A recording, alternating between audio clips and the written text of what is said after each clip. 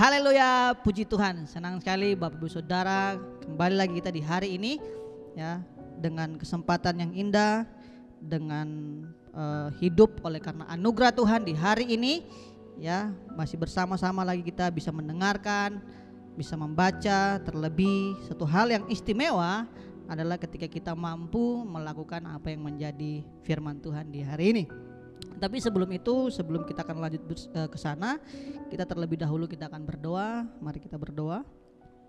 Bapa kami di surga, terima kasih buat hari ini.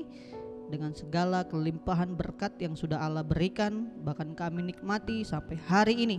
Segala puji, segala hormat, segala syukur kami naikkan di hadapan-Mu, karena kami percaya Engkau layak menerima semuanya Tuhan. Yang terbaik hanya bagi Engkau. Terima kasih Tuhan, terima kasih. Terlebih kami bersuka cita ketika kami bisa sehidangan, duduk makan bersama, menikmati berkat firman Tuhan di malam hari ini. Kiranya Engkau memberkati kami, memberkati para pendengar, bahkan hamba-Mu yang Engkau percayakan di hari ini. Biarlah otoritas wibawa ilahi menjadi milik hamba-Mu, supaya setiap roti atau firman Tuhan yang hamba-Mu bagikan di malam hari ini menjadi berkat buat mereka yang mendengarkan firman-Mu. Terima kasih Tuhan, terima kasih. Segala hormat hanya bagi Engkau, di dalam nama Tuhan Yesus Kristus. Haleluya, amin. Oke, Bapak Ibu Saudara-saudari yang diberkati oleh Tuhan kita Yesus Kristus, salam sejahtera buat jemaat Tuhan sekalian. Ya, kita patut bersyukur karena apa yang Tuhan buat, apa yang Allah telah lakukan, bahkan apa yang telah Allah nyatakan dalam kehidupan kita sehari-hari lewat pertolongannya, lewat penghiburan, bahkan lewat sukacita. Bahkan ada begitu banyak di mana Allah meluputkan kita dari sekian banyak cobaan, setiap banyak masalah, setiap banyak musibah atau kesukaran ya, mungkin lembah kekelaman yang sering Bapak Gembala katakan. Tapi ingat, kalau di hari ini kita masih berdiri mendengar firman Tuhan, adalah suatu keharusan atau suatu kewajiban untuk kita menaikkan rasa syukur kita di hadapan Tuhan. Salah satu bentuk dari ketika kita bersyukur, salah satu wujud daripada kita rasa berterima kasih adalah kita duduk dengar firman Tuhan. Nah, itu salah satu dari bentuk daripada kita mengucap syukur di hadapan Tuhan, karena apa yang Allah buat selama hidup ini sampai detik ini. Ingat, sekali lagi ini ditekankan, bukan karena kuat gagah kita, tapi karena anugerah Tuhan, sehingga tidak ada kesombongan, tidak ada merasa diri mampu, tidak ada merasa diri saya punya kuasa, tetapi semua itu bergantung pada kasih karunia Allah. Mari sama-sama jemaat Tuhan kita lihat firman Tuhan di Keluaran pasal yang ke-14, ayatnya yang ke-13 sampai ayatnya yang ke-14 ya. Keluaran pasal 14 ayat yang ke-13 dan ayatnya yang ke-14 ya.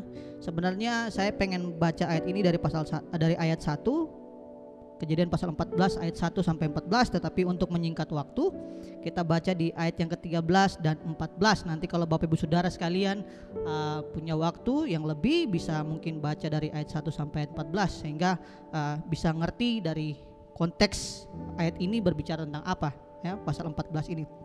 Oke, langsung saja pasal 14 ayat 13 dan 14. Demikianlah firman Tuhan. Tetapi berkatalah Musa kepada bangsa itu ya, janganlah takut ya, itu pertama. Berdirilah tetap, yang kedua, dan lihatlah keselamatan dari Tuhan. Di 3 hal ya. Di sini kita udah mendapat 3 hal yang Musa sampaikan kepada bangsa Israel. Tetapi berkatalah Musa kepada bangsa itu, janganlah takut, berdirilah tetap, dan lihatlah keselamatan dari Tuhan yang akan diberikannya pada hari ini ya, kepadamu. Hari ini juga Tuhan berikan keselamatan. Sebab orang Mesir yang kamu lihat sekarang ini, tidak akan kamu lihat lagi untuk selama-lamanya. Yang kamu lihat hari ini orang Mesir, tidak akan kamu lihat lagi selama-lamanya. Dan di ayat yang ke-14 dikatakan, Tuhan akan berperang untuk kamu dan kamu akan diam saja ya. Kamu gak berbuat apa-apa, tetapi Allah akan berdiri berperang menggantikan kamu ya. Judul dari renungan kita pada malam hari ini adalah ancaman dari lawan dan keselamatan dari Tuhan ya. Jadi judul renungan ini adalah ancaman dari lawan dan keselamatan dari Tuhan, ya. Jadi dua hal ini yang akan sering kita ketemu dalam kehidupan, ya. Dua hal ini yang sering membuat kita bingung antara kita berpegang terprovokasi atau terlalu fokus dengan masalah, atau kita mau fokus kepada keselamatan yang dari Tuhan. Ini yang seringkali merisahkan umat Tuhan. Ini yang seringkali membuat umat Tuhan itu berpaling bergantung kepada Tuhan, ya, yaitu ancaman dari lawan, ya. Kalau Bapak Ibu Saudara yang sering ikut ibadah pada hari Minggu, mengikuti khotbah dari Bapak Gembala, ya, Bapak Gembala bilang dua hal ini yang tidak pernah terlepas dari kehidupan manusia, yaitu lawan dan pergumulan, ya, lawan dan kekelaman, ya, kesuraman, lembah kekelaman maksud saya, ya. Jadi antara lawan dan kekelaman itu dua hal yang tidak bisa dipisahkan. Tapi saya ingin mengajak Bapak Ibu Saudara sekalian untuk melihat bagaimana meskipun ada ancaman dari lawan kita, ada bahaya, ada teror dari lawan-lawan kita, tetapi satu hal yang harus kita ketahui, bahwa di satu sisi yang lain ada keselamatan juga yang Allah sediakan. Jadi jangan terpengaruh dengan ancaman yang kita lihat, tetapi kita harus melihat dari sisi yang lain, bagaimana Allah telah menyediakan satu jalan yang dinamakan dengan jalan keselamatan. Nah, bukankah ini yang sering kali membuat kita sulit untuk berpaut pada Tuhan? Bukankah ini yang seringkali membuat kita lupa bahwa kita punya Tuhan? Bukankah ini yang seringkali membuat kita lupa bahwa sebenarnya itu Allah beserta dengan kita? Bukankah ini yang seringkali membuat kita menyangkal Tuhan, ya, tidak berpaling, ya, tidak berpegang, tidak taat, tidak tunduk, tidak patuh kepada Tuhan hanya karena ancaman daripada lawan, ya? Kita akan melihat ancaman apa saja sih yang terjadi, ya, di dalam pasal 14 ini. Bangsa Israel, konteks dalam pada saat itu adalah ketika bangsa Israel keluar dari tanah Mesir, tanah perbudakan, ya. Mereka dikeluarkan, dibebaskan oleh Tuhan bukan karena mereka itu bisa berperang. Mereka itu budak yang tidak terlatih untuk berperang, ya. Mereka nggak keluar dari Mesir itu bukan karena mereka bawa pedang. Mereka tidak bawa apa-apa, Bapak Ibu Saudara sekali. Makanya itulah firman Tuhan bilang bahwa mereka itu keluar dari Mesir dengan tangan yang kuat. Tangan siapa? Ya, tangan Tuhan, ya. Jadi ketika mereka keluar dari Mesir itu mujizat yang besar, gitu. Tapi sekali lagi di tengah-tengah kenikmatan yang mereka terima dari Tuhan, namun ada ancaman yang terus meneror mereka.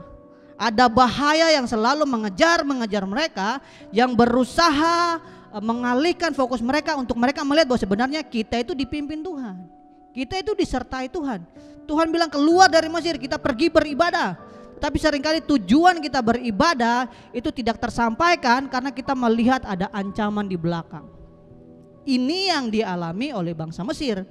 Ketika mereka bangsa Israel maksud saya, ketika mereka keluar dari Mesir, ya, dipimpin oleh Musa, namun ketika satu saat mereka dikejar oleh Firaun, ya. Kalau Bapak Saudara baca, itulah sebabnya tadi nanti saya bilang tadi bahwa kalau Bapak Saudara punya kesempatan baca dari ayat 1 sampai 14, ya. Mereka ketika berjalan menuju tanah perjanjian, ya, disertai Tuhan, dipimpin Tuhan lewat Musa, tapi itu yang tadi saya bilang, ada bahaya yang mengikuti mereka, ada ancaman, ada teror, ada lembah kekelaman, gitu. Ada bahaya yang selalu membayang-bayangi mereka. Dan lihat itu di ayat yang keberapa? Lihat di ayat yang ke-10 saya bacakan. Keluaran pasal 14 ayat ke-10, demikianlah firman Tuhan. Ketika Firaun telah dekat, orang Israel menoleh, maka tampaklah orang Mesir bergerak menyusul mereka. Lalu sangat ketakutanlah orang Israel dan mereka berseru-seru kepada Tuhan. Ini respon mereka ayat 11, ya. Dan mereka berkata kepada Musa, apakah karena kami tidak ada kuburan di Mesir, maka engkau membawa kami untuk mati di padang gurun, ya? Apakah yang kau perbuat ini terhadap kami dengan membawa kami keluar dari Mesir, ya? Ayat 12, bukankah ini telah kami katakan kepadamu di Mesir, janganlah mengganggu kami dan biarlah kami bekerja pada orang Mesir, sebab lebih baik bagi kami untuk bekerja pada orang Mesir daripada mati di padang gurun. Mereka ketakutan, ya. Inilah penyebab ketika kita melihat ancaman, itulah kenapa bahaya ancaman itu sangat-sangat bahaya, ya. Teror daripada lawan itu sangat-sangat bahaya, Bapak Ibu Saudara sekali. Yang pertama adalah membuat kita itu takut, ya. Kita tahu bahwa takut itu adalah musuh dari iman, ya. Ketika ada bahaya, ada ancaman, seringkali yang timbul itu takut, bukan iman, ya. Bukannya justru ini membuat saya semakin terlatih, semakin mempercayai Tuhan, semakin mengandalkan Tuhan, semakin berpegang pada Tuhan. Tetapi justru masalah ini membuat saya semakin takut. Dan kita semua tahu bersama-sama bahwa ketakutan itu adalah musuh dari iman, ya. Dan ketakutan itu tidak diizinkan oleh Allah untuk menetap pada kehidupan orang percaya, ya. Mereka takut. Ancaman daripada lawan itu membuat kita takut, dapat menyebabkan kita membuat ketakutan, kegelisahan, khawatir. Itulah sebabnya kenapa mereka bilang kepada Musa, kenapa kau keluarkan kami dari Mesir gitu? Apakah tidak ada kuburan yang baik? Kenapa kami harus mati di padang gurun gitu? Mereka lebih senang tinggal di Mesir. Padahal kalau kita melihat di sebelumnya, di kisah sebelumnya, bangsa Israel itu berseru-seru kepada Tuhan, Tuhan tolonglah kami, bebaskanlah kami dari perbudakan. Mereka sendiri minta pertolongan dari Tuhan. Mereka berseru-seru, ketika dibebaskan oleh Tuhan, mereka pengen kembali ke Mesir. Hanya karena ancaman dari lawan, hanya karena bayang-bayang dari musuh, hanya karena ditakuti-takuti, ya. Itu bahayanya. Jadi ketika kita melihat lawan, ya, sebaiknya respon yang pertama itu jangan timbul rasa takut, tapi bangkitkanlah imanmu. Orang Israel bilang kami harus mati di padang gurun. Kenapa? Kenapa kau keluarkan kami dari Mesir? Ya kan? Apakah tidak ada tempat kubur yang lebih baik? Itulah ancaman daripada lawan, itu bisa membuat kita ketakutan. Yang kedua adalah mereka bersungut-sungut. Bangsa Israel, loh, nggak bersyukur. Nggak seharusnya membuat mereka semakin berdoa, semakin bergantung, tetapi ini malah menyalahkan Musa. Musa itu nabi Tuhan, orang yang dipakai Tuhan untuk mengeluarkan bangsa Israel, tapi toh itu disalahartikan oleh bangsa Israel. Kenapa kami harus mati di sini? Mereka bersungut-sungut, lebih baik kami di Mesir. Itu ancaman dari lawan, yaitu bisa membuat kita ketakutan dan membuat kita bersungut-sungut, tidak menghargai Tuhan. Bahkan kasarnya itu tidak mau disertai Tuhan. Itu kasarnya, Bapak Ibu Saudara. Siapa yang bisa berani berdiri bilang saya tidak perlu dipimpin oleh Tuhan? Wah, itu luar biasa sekali, ya. Tapi kita akan melihat di balik ancaman daripada lawan ada keselamatan yang dari Tuhan. Di ayat yang ke-13 yang berkata, tetapi Musa berkata kepada bangsa itu, jangan takut. Mereka tadi takut, Musa, kereta Mesir di belakang gitu. Mending kami pulang daripada kami mati di padang gurun. Musa bilang, jangan takut, berdirilah tetap, ya, tetap. Dan lihatlah keselamatan dari Tuhan. Nah, inilah yang harus menjadi fokus kita, anak-anak Tuhan, orang percaya. Yaitu kita harus tetap berdiri kuat untuk menantikan jalan atau kita menantikan keselamatan yang dari Tuhan. Ya, jangan takut, tetapi Tuhan akan menantikan, atau Tuhan akan menunjukkan jalan yang akan ditempuh oleh kita. Itu yang disebut dengan jalan keselamatan atau keselamatan yang dari Tuhan. Dan yang kedua, di ayat 14 dikatakan ini, Tuhan akan berperang ganti kamu dan kamu akan diam saja. Jadi kalau Allah yang berdiri bersama-sama dengan kita nggak usah buat apa-apa. Allah mampu melakukan segala sesuatu. Itulah keselamatan yang dari Tuhan, yaitu Allah memberi kekuatan, Allah menolong, bahkan Allah akan berperang ganti kita dan kita akan diam saja. Ya, dua hal ini yang harus kita hati-hati, ya, meskipun di tengah-tengah hidup di tengah-tengah dunia ini dipenuhi dengan banyak ancaman, tapi kita harus lihat juga keselamatan dari Allah itu akan selalu ada bagi kehidupan orang percaya. Mari kita tundukkan kepala dan kita berdoa. Segala puji, segala syukur, segala hormat hanya bagi nama-Mu, ya Allah kami yang hidup. Bersyukur untuk hari ini, biarlah kami selalu mengandalkan Tuhan, selalu menantikan Tuhan, berdoa, berpegang padamu ya Allah, karena kami percaya kami hidup hidup oleh karena anugerah-Mu, kami hidup karena kami percaya, bukan karena kami sekedar melihat, karena kami tahu ketika kami mengandalkan penglihatan kami, maka kami mudah goyah, kami mudah terpengaruh, bahkan kami mudah lemah, bahkan kami menjadi pribadi yang takut. Tapi ketika kami melihat dengan mata iman kami, maka kami akan melihat bahwa Tuhan ada bersama dengan kami dan Tuhan tidak segan-segan untuk menolong kami. Berkati hamba-Mu dan berkati jemaat Tuhan yang sudah mendengarkan. Di dalam nama Tuhan Yesus Kristus, haleluya, amin.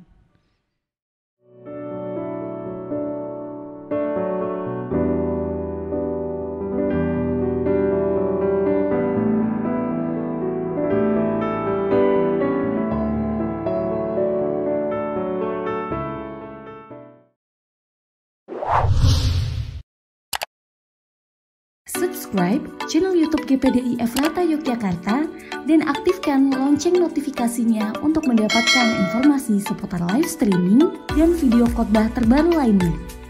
Tombol subscribe berada di kanan atas channel kami dan jangan lupa klik tombol loncengnya. Tuhan Yesus memberkati.